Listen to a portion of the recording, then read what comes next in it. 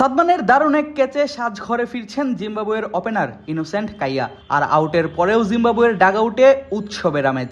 দর্শকরা দাঁড়িয়ে দিচ্ছেন হাততালি, জানাচ্ছেন অভিবাদন।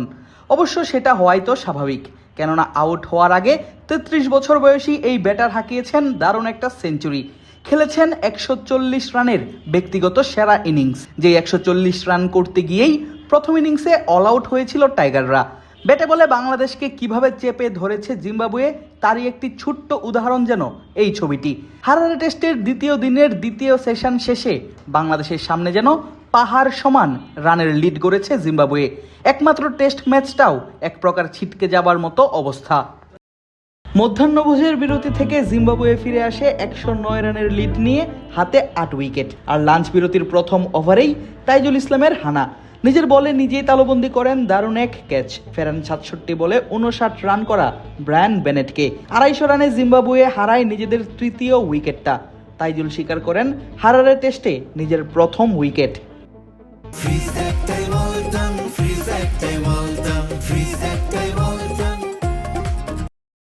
এরপর আরও একটা জুটি, এবার কাইয়ার সঙ্গে অপর প্রান্তে ক্রেইগ আরভিন।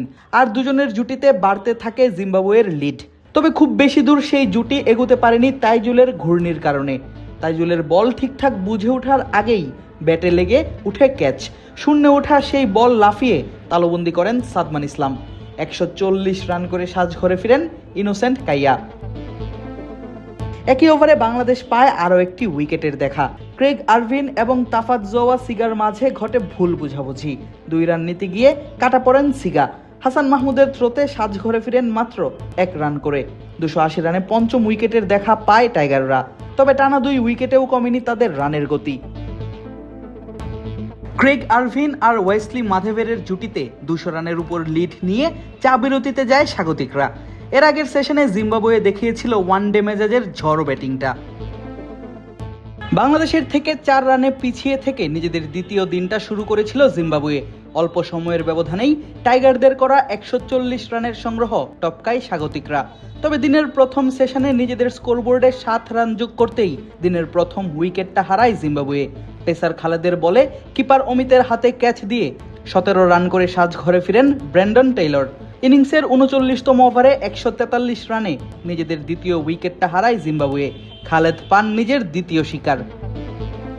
সময়ের সঙ্গে সঙ্গে বাড়তে থাকে জিম্বাবুয়ের লিড, সেই সঙ্গে বাড়তে থাকে ওপেনার ইনোসেন্ট কাইয়ার ব্যক্তিগত রানও। 47তম ওভারের শেষ বলে ইবাদতের বলে 4 হাঁকিয়ে নিজের ডেবুট টেস্ট সেঞ্চুরিটা তুলে নেন 33 বছর বয়সী এই ব্যাটার। হেলমেট খুলে কানে হাত দিয়ে করেন আইকনিক এক সেলিব্রেশনও। একটা সময় জিম্বাবুয়ের লিড পার করে 50, দলীয় রানও স্পর্শ করে 200 মাইলফলক, সেটিও মাত্র 2 উইকেট হারিয়েই। হাত খুলে খেলা শুরু করেন আরেক ব্যাটার ব্রায়ান বেনেট, করেন ওয়ানডে মেজাজে ব্যাটিং। 57তম ওভারে হাসান মাহমুদের বলে দারুণ এক 4 হাঁকিয়ে এই ব্যাটার তুলে নেন নিজের তৃতীয় টেস্ট 50টা, সেটিও মাত্র 54 বলে। সেই 4-এ জিম্বাবুয়ের লিডও পার করে 100 রান। শেষমেশ 109 রানের লিড নিয়ে দ্বিতীয় দিনের মধ্যাহ্নভোজের বিরতিতে যায় স্বাগতিকরা, সেটিও 2 উইকেট হারিয়ে 8 উইকেট হাতে রেখেই। আদিব আশরাফ, ক্রিক ফ্রেঞ্জি।